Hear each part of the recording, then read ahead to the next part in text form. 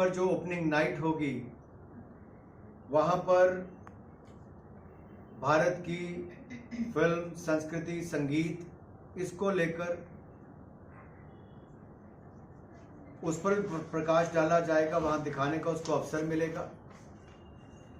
भारत की कोई ऐसी पिक्चर जिसका वर्ल्ड प्रीमियर करना हो, ये भी अवसर हमारे पास आया है और इसके लिए आर माधवन जी की रॉकेटरी पिक्चर को चुना गया, जिसका world premiere Cannes film festival में होगा। इसके अलावा एक गोज टू कान सेक्शन, ये एक अलग कैटेगरी है जिसके अंतर्गत 5 सिलेक्टेड मूवीज को दिखाया जा सकता है। ये वर्क इन प्रोग्रेस लैब, उसके अंतर्गत इसको चुना जाता है। जो अभी तक कहीं स्क्रीनिंग नहीं हुई, कहीं पर किसी को बेचा नहीं गया है, किसी की मार्केटिंग नहीं हुई है, इनको ग्लोबल लेवल पर, अंतर्राष्ट्रीय स्तर पर ये प्लेटफॉर्म मिलेगा ताकि ये अपनी मार्केटिंग और वहां पे सेल्स का भी काम कर सके, अपने काम को दिखा भी सके। ओलंपिया स्क्रीन जो है सिनेमा हॉल, वो 22 मई को भारत को समर्पित रहेगी और इसमें भी भारत 5 ऐसी पिक्चर्स को दिखाएंगे जहां पर हम देश के अलग अलग राज्यों से चुनी हुई पिक्चरों को प्रयास करेंगे कि दोनों ही कैटेगरीज में, गोज टू कान सेक्शन और ओलंपिया स्क्रीन में भी जिस दिन हमें 22 मई को दिखाने का मौका मिलेगा, वहां पे ऐसी फिल्मों को दिखाएं जिससे भारत की कंटेंट क्रिएशन की ताकत को दिखाया जा सके। केवल लार्जेस्ट फिल्म मेकर नहीं, एक ताकतवर देश के रूप में जो सॉफ्ट पावर के रूप में भी उभर कर आया है, और फिल्म इंडस्ट्री ही भारत की एक और सॉफ्ट पावर के रूप में जानी जाती है। इसमें अगर आप देखेंगे तो सत्यजीत रे जी का हम शताब्दी वर्ष भी मना रहे हैं और उनकी जो क्लासिक है प्रतिद्वंदी, उसको भी हम यहाँ पे स्क्रीन करने जा रहे हैं। ये अपने आप में बहुत बड़ी अवसर हमारे पास है।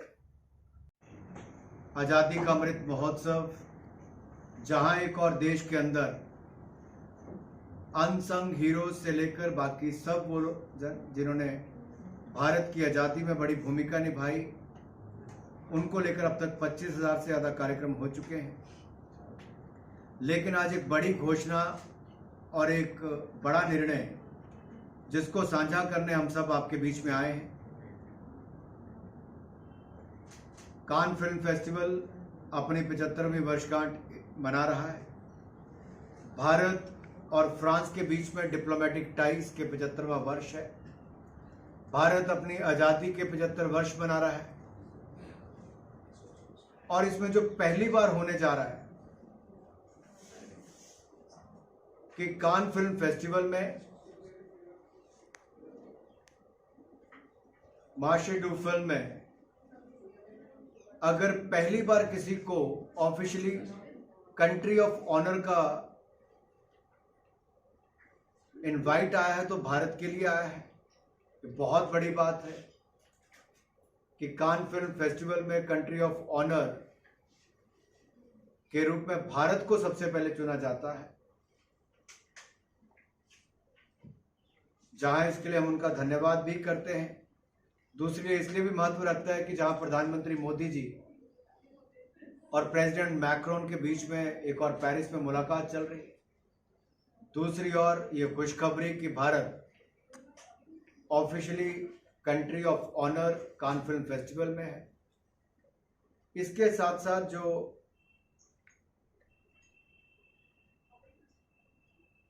हमारी स्टार्टअप्स के लिए भारत जाना जाता है, दुनिया का तीसरा सबसे बड़ा स्टार्टअप नेशन बना है, 100 से ज्यादा यूनिकॉर्न बने हैं।